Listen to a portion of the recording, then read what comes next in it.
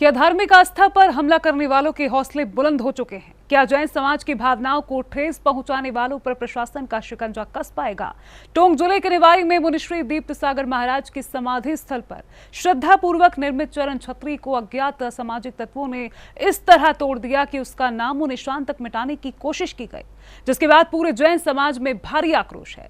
समाज ने प्रशासन को 3 दिन का अल्टीमेटम देते हुए साफ चेतावनी दी है, यदि आरोपियों की गिरफ्तारी नहीं हुई तो बड़ा आंदोलन होगा। आखिर कब तक धार्मिक स्थलों को निशाना बनाया जाता रहेगा और धार्मिक आस्था पर हमला करने वालों पर कार्रवाई कब होगी?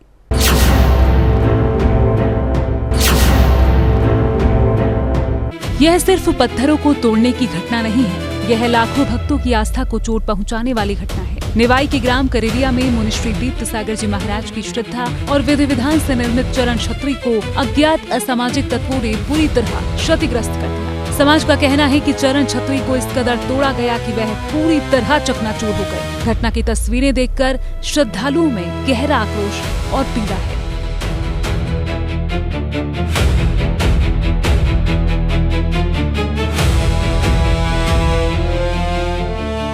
घटना के बाद अब जैन समाज आर पार के मूड में दिखाई दे रहा है। सकल दिगंबर जैन समाज ने उपखंड अधिकारी और तहसीलदार को ज्ञापन सौंपते हुए साफ कहा कि 3 दिन के भीतर आरोपियों की गिरफ्तारी हर हाल में होनी चाहिए। समाज का कहना है कि यदि तय समय में ठोस कार्रवाई नहीं हुई तो व्यापक आंदोलन किया जाएगा। और समाज का सवाल है, आखिर धार्मिक आस्था को रौंदने वालों पर कानून का शिकंजा कब कसेगा?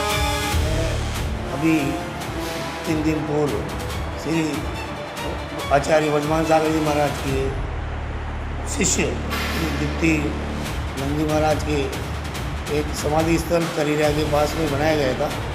वहाँ पर 3 दिन पूर्व किसी अज्ञात व्यक्ति द्वारा उसको तोड़ दिया गया। हमने मौके के लिए वहाँ पर संबंधित थानाधिकारी, तहसीलदार व हकीम साहब को ज्ञापन भी दिया, जानकारी भी दी, अवगत भी कराया, मौका भी दिखाया और FIR भी दर्ज कराई गई है।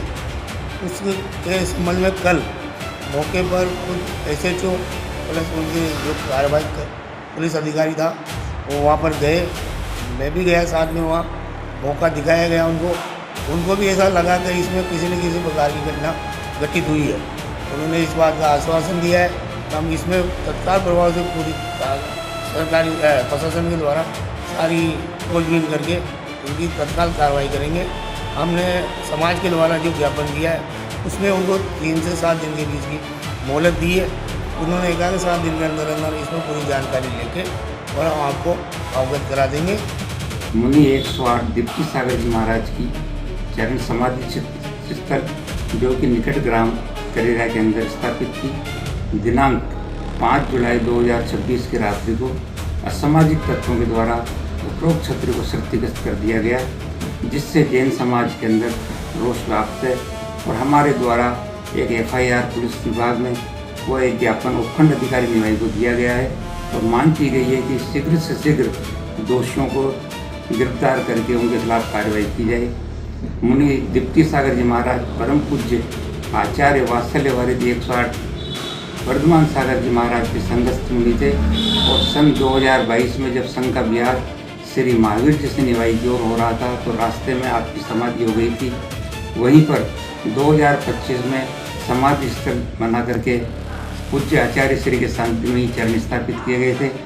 उपरोक्त छतरी को इस प्रकार से क्षतिग्रस्त किया जाना एक धार्मिक भावनाओं को भड़काना है।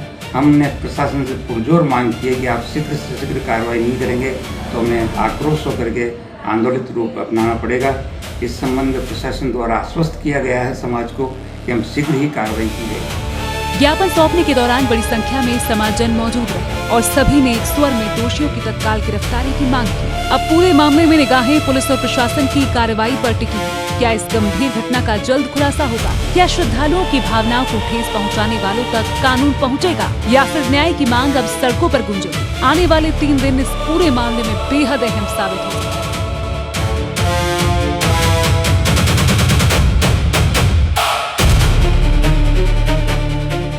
जैन फोकस के लिए टोंक राजस्थान से ब्यूरो रिपोर्ट।